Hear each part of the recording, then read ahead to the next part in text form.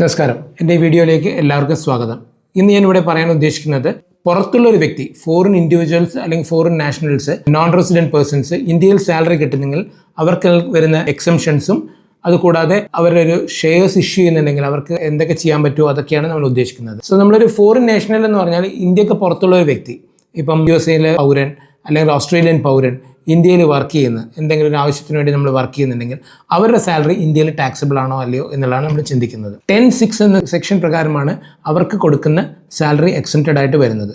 So 10(6) പ്രകാരം നമ്മൾ എന്തൊക്കെയാണ് എക്സംപ്റ്റഡ് നമുക്ക് ആദ്യം നോക്കാം. ഫോറിൻ നാഷണൽസിൻ്റെ എംബസിയിൽ വർക്ക് ചെയ്യുന്ന വ്യക്തികളുണ്ടാവും. ഇപ്പം ഇന്ത്യയിൽ തന്നെ ഇപ്പം ഓസ്ട്രേലിയൻ എംബസി ഉണ്ടാവും, റഷ്യൻ എംബസി ഉണ്ടാവും, യുണൈറ്റഡ് അറബ് എമിറേറ്റ്സിൻ്റെ എംബസി ഉണ്ടാവും. അപ്പോൾ അവരിലൊക്കെ വർക്ക് ചെയ്യുന്ന വ്യക്തികൾക്ക് കിട്ടുന്ന സാലറിയും കമ്മീഷനും അവർക്ക് കിട്ടുന്ന പെർക്വിസിറ്റ്സും എല്ലാം നമ്മളെ ഇന്ത്യയിൽ അത് അവരുടെ ടാക്സബിൾ അല്ല, പ്രൊവൈഡഡ് അവരുടെ കൺട്രിയും അതേപോലെ നമ്മളുടെ ഹൈ കമ്മീഷനുള്ള വ്യക്തികൾ അവരുടെ രാജ്യത്തും വർക്ക് ചെയ്യുന്നുണ്ടാവും. ഇപ്പം നമ്മളെ ഒരു ഹൈ കമ്മീഷനുള്ള വ്യക്തി UAE വർക്ക് ചെയ്യുന്നുണ്ടെങ്കിൽ അവർക്ക് UAE അത് ടാക്സബിൾ ആണെങ്കിൽ ഇന്ത്യയിൽ അവരുടെ പൗരനും, അതായത് ഇന്ത്യയിൽ UAE എംബസിയിലുള്ള ഒഫീഷ്യൽസിനും അത് ടാക്സബിൾ ആയിരിക്കും. അതായത് ഒരു മ്യൂച്വൽ അണ്ടർസ്റ്റാൻഡിങ്, നമ്മൾക്ക് അവിടെ എക്സംപ്റ്റഡ് ആണെങ്കിൽ അവർക്ക് നമ്മൾക്കും എക്സംപ്റ്റഡ് ആയി കിട്ടും. അപ്പോൾ അതായത് പുറത്തുള്ള എംബസിയിൽ വർക്ക് ചെയ്യുന്ന വ്യക്തികൾക്കൊക്കെ കിട്ടുന്ന സാലറിയും മറ്റും ഇന്ത്യയിൽ ടാക്സബിൾ അല്ല, പ്രൊവൈഡഡ് അവരുടെ രാജ്യത്ത് നമ്മളുടെ പൗരനും അതേപോലെ എക്സംപ്റ്റഡ് ആയിട്ട് വരുന്നെങ്കിൽ എംബസി പൗരന്മാർക്ക്, എംബസിൻ്റെ ഹൈ കമ്മീഷനിൽ വർക്ക് ചെയ്യുന്ന ഓഫീഷ്യൽസിന്. ഇപ്പോൾ ഒരു ഫോറിൻ എന്റർപ്രൈസസിന് വേറൊരു എക്സംഷൻ വരുന്നത് വെച്ചാൽ ഒരു ഫോറിൻ എന്റർപ്രൈസസിൻ്റെ ഒരു എംപ്ലോയി ഇന്ത്യയിൽ വർക്ക് ചെയ്യുന്നത്, സപ്പോസ് അവരൊരു ചാരിറ്റബിൾ ഇൻസ്റ്റിറ്റ്യൂഷന് വേണ്ടി ഇന്ത്യയിൽ വർക്ക് ചെയ്യുന്നത്, ഇപ്പം ചൈൽഡ് ഏജ് ഹോമോ, ഹോപ്പ് ഇന്ത്യയോ അങ്ങനെ ഏതെങ്കിലും ഒരു പുറത്തുള്ള ഏതെങ്കിലും ഇൻസ്റ്റിറ്റ്യൂഷന് വേണ്ടി ഇന്ത്യയിൽ വർക്ക് ചെയ്യുന്ന, യൂണിസെഫിന് വേണ്ടി വർക്ക് ചെയ്യുന്ന ഒരു വ്യക്തിയാണ്. അവർക്ക് കിട്ടുന്ന ശമ്പളങ്ങൾ ഇന്ത്യയിൽ ടാക്സബിൾ ആവില്ല. എങ്ങനെയാണെന്ന് വെച്ചാൽ അതിന് ചില കണ്ടീഷൻസ് നമ്മൾ പറയുന്നുണ്ട്. അപ്പോൾ ആ ഫോറിൻ എന്റർപ്രൈസ് ഇന്ത്യയിൽ ഒരു തരത്തിലെ വ്യാപാരവും ചെയ്യാൻ പാടില്ല. ഇന്ത്യയിൽ വ്യാപാരങ്ങൾക്കല്ല, അവരൊരു എന്തെങ്കിലും ഒരു എഗ്രിമെൻ്റ് പ്രകാരം വന്ന് അവർ മാത്രം ചെയ്യുന്നു, അവരിത് പോകുന്നു എന്നുള്ള മാത്രം. ആ വ്യക്തി ഇന്ത്യയിൽ വർക്ക് ചെയ്യുന്ന അവരുടെ എംപ്ലോയി 90 ദിവസം മാത്രമേ ഒരു ഫിനാൻഷ്യൽ ഇയറിൽ നിൽക്കാൻ പാടുള്ളൂ. ഒരു ഫിനാൻഷ്യൽ ഇയർ 90 ദിവസത്തിനുള്ളിൽ നിന്നാൽ അവർക്ക് ആ എക്സംഷൻ കിട്ടില്ല. മൂന്നാമത്തെന്ന് വെച്ചാൽ ഈ പറയുന്ന എൻ്റർപ്രൈസസിൻ്റെ ഇൻകം, ബിസിനസ് ഇൻകം ഉണ്ടാവുമല്ലോ, ബിസിനസ് ഇൻകമോ അല്ലെങ്കിൽ എന്ത് ഇൻകം ആയാലും അത് ഇന്ത്യയിൽ ടാക്സബിൾ ആകാൻ പാടില്ല, അല്ലെങ്കിൽ ഇന്ത്യയിൽ അതിനെ ഒരു ഡിഡക്ഷനും എടുക്കാൻ പറ്റില്ല. അതായത് ഇന്ത്യയിൽ അവർക്ക് യാതൊരുവിധ ബന്ധങ്ങളും ഇല്ലാത്തൊരു ഡിഡക്ഷൻസ് എടുക്കാത്ത വ്യക്തി, അതായത് ഒരു ബിസിനസ് ഡിഡക്ഷൻസ് എടുക്കാൻ പറ്റാത്ത ഒരു വ്യക്തികളായിരിക്കണം. ഇങ്ങനെയാണെങ്കിൽ നമുക്ക് ആ ഫോറിൻ എൻ്റർപ്രൈസസിൻ്റെ സാലറി, കിട്ടുന്ന എംപ്ലോയീസിൻ്റെ സാലറിയും ഇന്ത്യയിൽ 10(6) പ്രകാരം എക്സംപ്റ്റഡ് ആയിട്ട് വരുന്നതായിരിക്കും. പിന്നെ വേറൊരു എക്സംഷൻ വരുന്നതെന്ന് വെച്ചാൽ ഇപ്പോൾ ഫോറിൻ നാഷണൽ ഏതെങ്കിലും ഫോറിൻ ഷിപ്പിൽ വർക്ക് ചെയ്യുന്നുണ്ട്, അവർ ഇന്ത്യയിലൂടെ പാസ് ചെയ്യുന്നുണ്ടാവും, അവർക്ക് കിട്ടുന്ന വരുമാനങ്ങൾ, അതിൽ ഇന്ത്യയിൽ നിൽക്കുമ്പോൾ ഇന്ത്യയിൽ കൂടി പാസ് ചെയ്യുന്ന, ഇന്ത്യയിലെ കോസ്റ്റിൽ കൂടി പാസ് ചെയ്യുമ്പോൾ അവർക്ക് കിട്ടുന്ന സാലറീസ് ഒന്നും ടാക്സബിൾ ആവില്ല. അത് അവർക്ക് അവരുടെ ഹോം കൺട്രീസിൽ മാത്രമേ ടാക്സബിൾ ആവുള്ളൂ. ഫോറിൻ ഷിപ്പിൽ വർക്ക് ചെയ്യുന്ന വ്യക്തികൾ, ഫോറിൻ ഷിപ്പിൽ ഫോറിൻ ഇൻഡിവിജ്വൽസിന് വർക്ക് ചെയ്യുന്ന വ്യക്തികൾക്ക് അത് ബാധകമാവില്ല. പിന്നെ വരുന്ന അടുത്ത എക്സംഷൻസ് എന്ന് പറഞ്ഞാൽ ഇന്ത്യയിൽ ഒരു ഫോറിൻ നാഷണൽ ഒരു ട്രെയിനിങ് പ്രോഗ്രാമോ എന്തോ അറ്റൻഡ് ചെയ്യാൻ വേണ്ടി വരുന്നു. സപ്പോസ് ഒരു ഓസ്ട്രേലിയനിലെ ഒരു പൗരൻ, ഓസ്ട്രേലിയൻ എൻ്റർപ്രൈസസിൻ്റെ പൗരൻ ഇന്ത്യ ഗവൺമെൻറ് നടത്തുന്ന ഒരു ട്രെയിനിങ് പ്രോഗ്രാമിൽ നടത്താൻ വേണ്ടി നമ്മൾ ഇന്ത്യയിലേക്ക് വരികയാണ് ചെയ്യുന്നത്.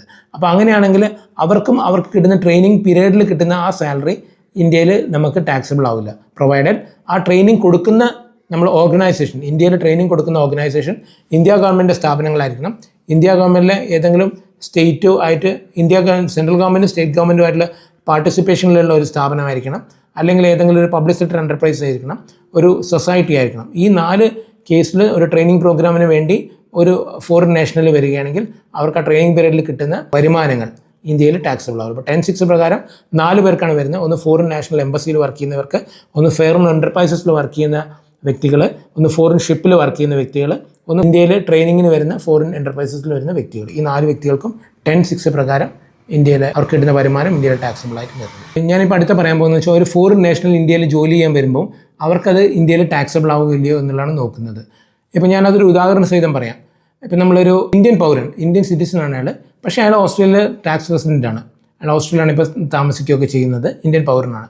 സോ ഓസ്ട്രേലിയയിലെ ഒരു കമ്പനിക്ക് വേണ്ടിയിട്ട് അയാൾ ഇന്ത്യയിലേക്ക് ഒരു മിഷനറി ഇൻസ്റ്റലേഷനോ മറ്റേ ഇന്ത്യയിലേക്ക് വരുന്നു. അപ്പോൾ ഇന്ത്യയിലേക്ക് ഓസ്ട്രേലിയൻ കമ്പനിയാണ് ശമ്പളം കൊടുക്കുന്നത്. ഇന്ത്യയിൽ പക്ഷേ അയാൾ വർക്ക് ചെയ്യുന്നുണ്ട്. ഇന്ത്യയിൽ കുറച്ച് ദിവസങ്ങളിൽ അയാൾ വന്ന് അയാൾ ഇൻസ്റ്റലേഷനും മറ്റേതൊക്കെ ചെയ്യുന്നുണ്ട്. സോ അയാൾക്ക് കിട്ടുന്ന വരുമാനം ഇന്ത്യയിൽ ടാക്സബിൾ ആവുമെന്നറിയാം. നോർമലി ഇന്ത്യയിലേക്ക് വരുമ്പം ഇന്ത്യയിൽ കിട്ടുന്ന വരുമാനം deem to accrue or arise in India section 9 പ്രകാരം അത് ടാക്സബിൾ ആണ്. അപ്പോൾ ഓസ്ട്രേലിയയും ഇന്ത്യയും തമ്മിൽ ഡബിൾ ടാക്സേഷൻ അവോയ്ഡൻസ് എഗ്രിമെൻറ്റും ഉണ്ട്. പിന്നെ ഇയാൾക്ക് അടുത്ത് നമ്മൾ ചിന്തിക്കേണ്ടതെന്ന് വെച്ചാൽ എത്ര ദിവസമാണ് ഇയാൾ വർക്ക് ചെയ്തത് എന്നുള്ളതാണ്. ഇന്ത്യയിൽ ഇപ്പോൾ ഇയാളുടെ ഒരു വർക്കിംഗ് പീരീഡ് നമുക്ക് 183 ദിവസത്തിന് താഴെയായിട്ട് ഒരു ഫിനാൻഷ്യൽ ഇയറിൽ കൂട്ടാം. അപ്പോൾ ഇയാൾ 2 പ്രാവശ്യമായിട്ടാണ് വരുന്നത്.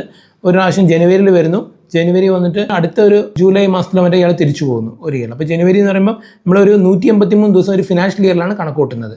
സോ ഒരു ഫിനാൻഷ്യൽ ഇയറിൽ ഇയാളിപ്പം ഒരു ഫിനാൻഷ്യൽ ഇയറിൽ ഇയാൾ 90 ദിവസത്തിൽ കൂടുതൽ നിന്നിട്ടില്ല. ജനുവരിയിൽ വന്നുകൊണ്ട് ജനുവരി പകുതിയൊക്കെ ആകുമ്പോഴാണ് ഇയാൾ വരുന്നത്.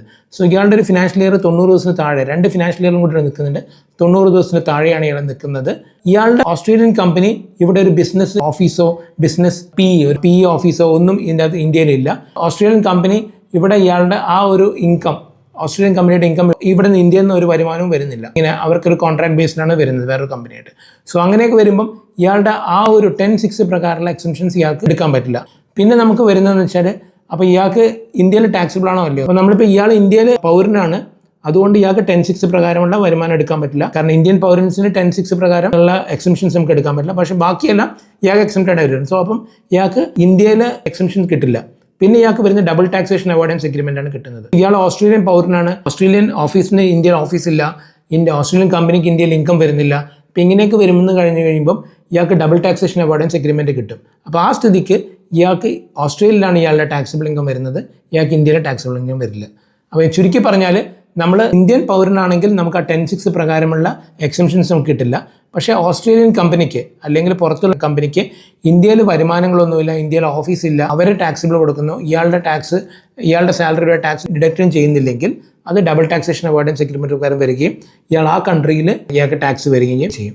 ഇന്ത്യയിൽ വർക്ക് ചെയ്യുകയും ഇയാൾക്ക് ഇന്ത്യയിൽ ഇൻകം വരികയാണെങ്കിൽ പോലും ഇയാൾക്ക് അത് ഓസ്ട്രേലിയയിലാണ് ഇയാൾക്ക് ഇൻകം വരുന്നത്. ഞാനിപ്പം ഇന്ന് പറഞ്ഞ കാര്യങ്ങളൊന്ന് ചുരുക്കി പറയാം. 10(6) പ്രകാരം നമുക്ക് ബെനിഫിറ്റ് എക്സംഷൻസ്, ഇന്ത്യക്ക് പുറത്തുള്ള ഒരു വ്യക്തി ഇന്ത്യയിൽ വന്ന് വർക്ക് ചെയ്യുമ്പോൾ എന്തൊക്കെയാണ് വരുന്നത്? ഒരു ഫോറിൻ നാഷണൽ വരുന്നത് വെച്ചാൽ, ഒരു foreign national Indian embassy, foreign national എംബസിയിൽ വർക്ക് ചെയ്യുന്ന ഒരു വ്യക്തികൾക്ക് ഇന്ത്യയിൽ അത് അവർക്ക് കിട്ടുന്ന സാലറി എക്സംപ്റ്റഡ് ആയിരിക്കും.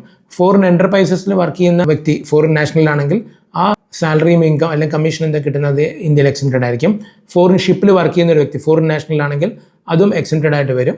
പിന്നെ ഒരു ഫോറിൻ നാഷണൽ ഇന്ത്യയിൽ ഒരു ട്രെയിനിങ് പ്രോഗ്രാം അറ്റൻഡ് ചെയ്യാൻ വരികയാണെങ്കിൽ അതും എക്സംപ്റ്റഡ് ആയിട്ട് വരും. കൂടാതെ നമ്മൾ പുറത്തുനിന്നുള്ള രാജ്യത്തുള്ള ഒരു വ്യക്തി ഇന്ത്യയിൽ വർക്ക് ചെയ്യാൻ വരികയാണെങ്കിൽ അയാൾ ഇന്ത്യൻ പൗരനാണെങ്കിൽ 10(6) പ്രകാരമുള്ള ബെനിഫിറ്റ് നമുക്ക് കിട്ടില്ല. പക്ഷേ അയാൾ അയക്കുന്ന എന്റർപ്രൈസസ്, ഇന്ത്യയിൽ ഓഫീസില്ല, അവർക്ക് ഇന്ത്യയിൽ വരുമാനങ്ങളൊന്നുമില്ല, ഒരു ട്രെയിനിങ് പ്രോഗ്രാമിന് വേണ്ടിയിട്ടോ അല്ലെങ്കിൽ ഒരു എഗ്രിമെന്റ് പ്രകാരമാണോ ഇയാളെ അയക്കുന്നതെങ്കിൽ അയാളുടെ സാലറി ഇന്ത്യയിൽ ടാക്സിബിൾ ആവില്ല. അതുകൊണ്ട് ഇന്ത്യയിലാണ് വർക്ക് ചെയ്യുന്നതെങ്കിൽ പോലും ഇയാളുടെ വരുമാനം ഇന്ത്യയിൽ ടാക്സിബിൾ ആയിട്ട് വരുന്നില്ല. ഇതാണ് നമ്മൾ ചുരുക്കി പറഞ്ഞാൽ പുറമേയുള്ള രാജ്യത്തുള്ള ഒരു വ്യക്തി ഇന്ത്യയിൽ വർക്ക് ചെയ്യുന്നതിന് വന്നുള്ള ടാക്സിബിലിറ്റീൻ്റെ provisions Indian income tax act പ്രകാരം വരുന്നത്. എൻ്റെ ഈ ചാനൽ കണ്ടതിൽ എല്ലാവർക്കും നന്ദി. വീഡിയോകൾ സബ്സ്ക്രൈബ് ചെയ്യുക, ലൈക്ക് ചെയ്യുക, ഷെയർ ചെയ്യുക. കൂടുതൽ വീഡിയോകൾക്കായി ബെല്ലൈക്കൺ അമർത്തുക. നോട്ടിഫിക്കേഷൻ നിങ്ങൾക്ക് വരുന്നതായിരിക്കും. നന്ദി.